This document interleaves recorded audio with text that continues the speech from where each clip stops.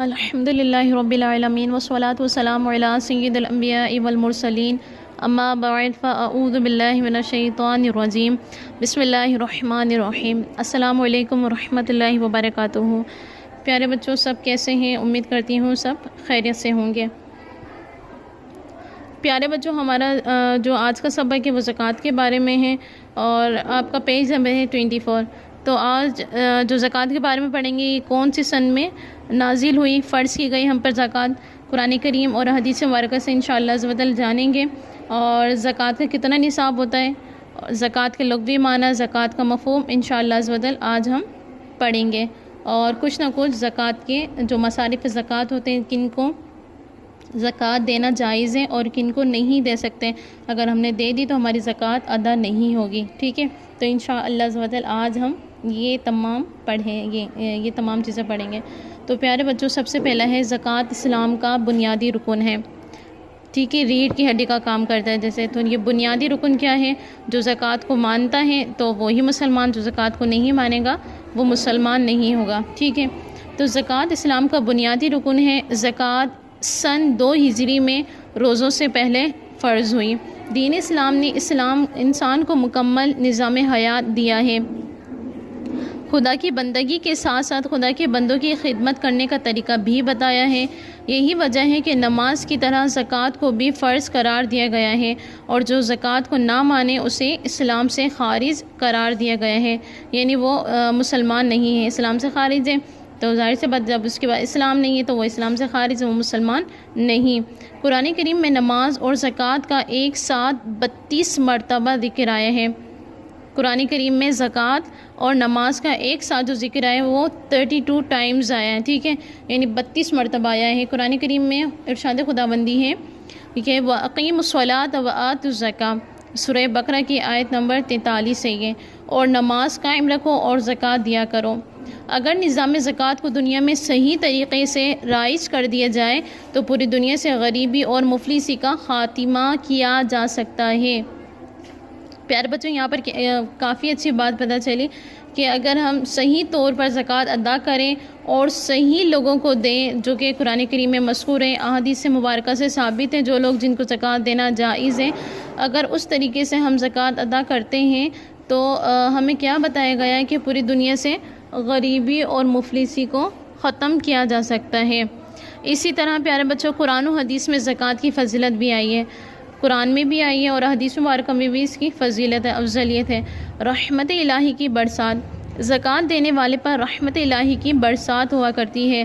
اللہ تبارک و تعالی نے ارشاد فرمایا، سورہ اعراف کی آیت نمبر 156 میں ارشاد باری تعالی ہے، فَسَأَكْتُبُهَا لِلَّذِينَ يَتَّقُونَ وَيُؤْتُونَ الزَّكَاةَ، سو ان قریب اس یعنی رحمت کو ان لوگوں کے لیے لکھ دوں گا جو پرہیزگاری اختیار کرتے ہیں اور زکوٰۃ دیتے رہتے ہیں۔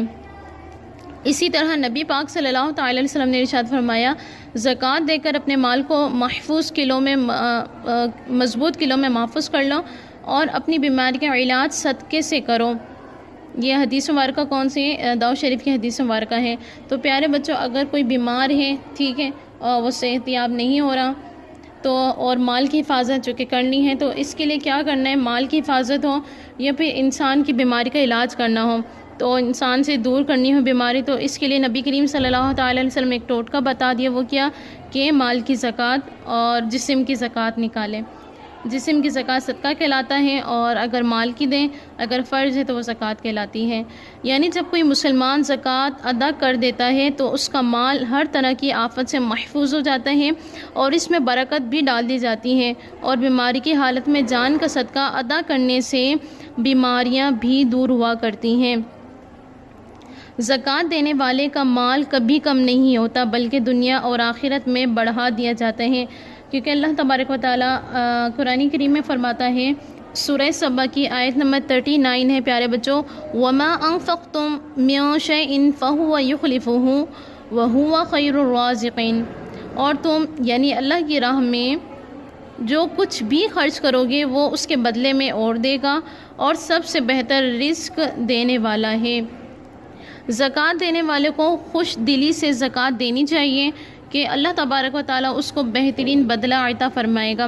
جب بھی زکوٰۃ دیں تو خوش دلی سے دی جائے، کیونکہ نبی کریم صلی اللہ تعالی علیہ وسلم کا فرمان ہے صدقہ دینے سے مال کبھی بھی کم نہیں ہوتا۔ زکوٰۃ دینے سے اگرچہ ظاہری طور پر مال کم ہوتا ہوا نظر آتا ہے، لیکن حقیقت میں وہ بڑھ رہا ہوتا ہے۔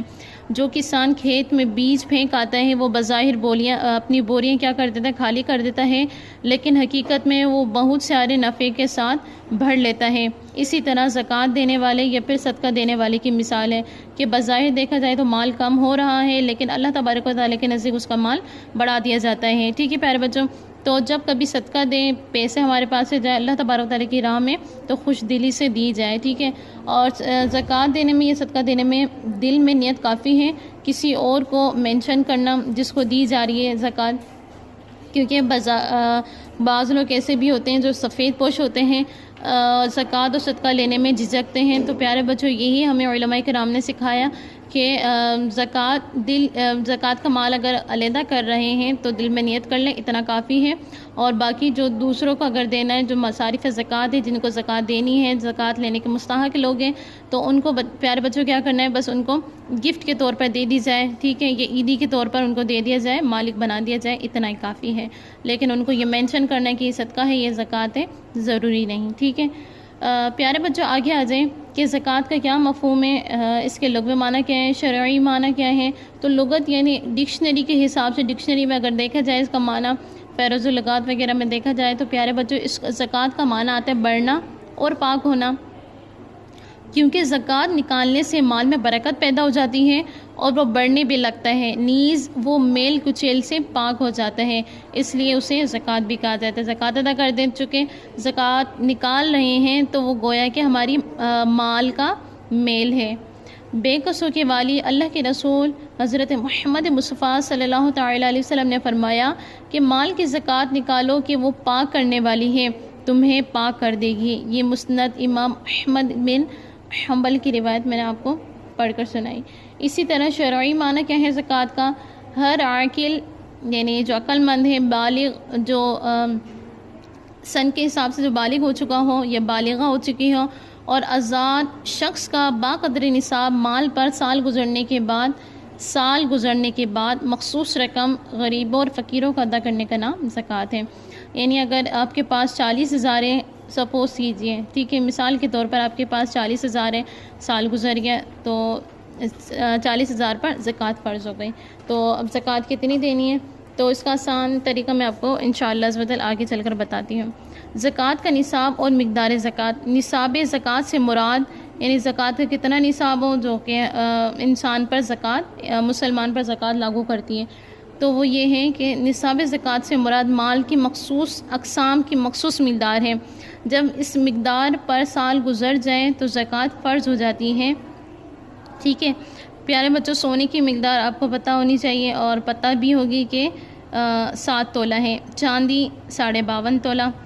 اسی طرح مال تجارت پر علیحدہ ہوتی ہے، اور کچھ سونا ہو، کچھ نقدی ہے، کچھ چاندی ہے، ٹھیک ہے، اور مال تجارت بھی آپ کے پاس ہے۔ ٹوٹل ملا کر کیسے دینی چاہیے یہ فقہ کی کتابوں میں تفصیل کے ساتھ لکھا ہوا ہے۔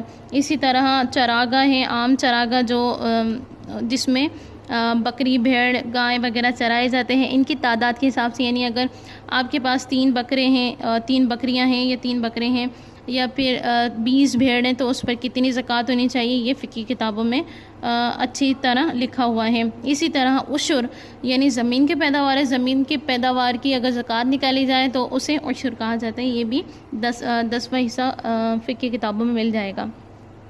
پیارے بچے، انشاءاللہ عز و جل آج کا جو اختتام ہے ہمارا وہ ہے مصارف زکوٰۃ۔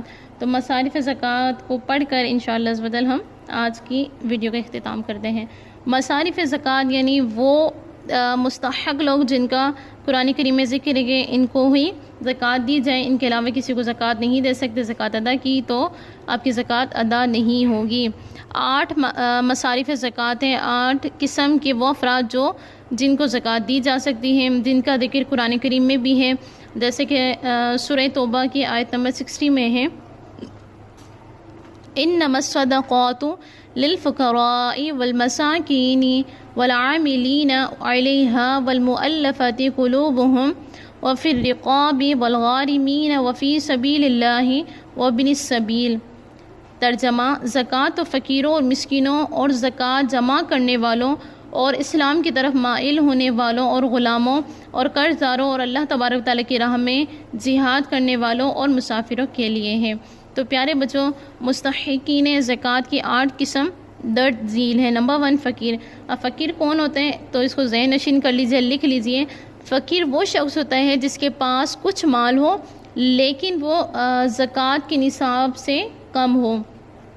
جیسے میں نے مثال کے طور پر 40 بتائی تھی، 40 سے کم اس کے پاس پیسے ہیں تو وہ فقیر ہے، ٹھیک ہے۔ اسی طرح مسکین۔ اب مسکین جس کے پاس کھانے کے لیے غذا اور پہننے کے لیے پورا کپڑا بھی نہ ہو تو ایسے شخص کو ہم مسکین کہیں گے۔ زکوٰۃ وصول کرنے والے، حاکم اسلام کی جانب سے زکوٰۃ جمع کرنے والے عملے کی تنخواہیں مگر یہ لوگ اپنی مرضی سے زکوٰۃ میں سے کچھ نہیں لے سکتے۔ زکوٰۃ حکومت کی طرف سے امپلائرز ہیں، وہ زکوٰۃ لینے پر یعنی جو زکوٰۃ دے رہے ہیں تو ان سے زکوٰۃ وصول کر رہے ہیں وہ امپلائر جو بھی، ٹھیک ہے۔ اب ان کی جو تنخواہیں ہیں، جتنی بھی ان کی سیلریز وغیرہ آئیں گی تو ان پیسوں سے دی جا سکتی ہیں، ان زکوٰۃ سے دی جا سکتی ہے، لیکن وہ اپنی مرضی سے اس میں کچھ ہیر پھیر نہیں کر سکتے۔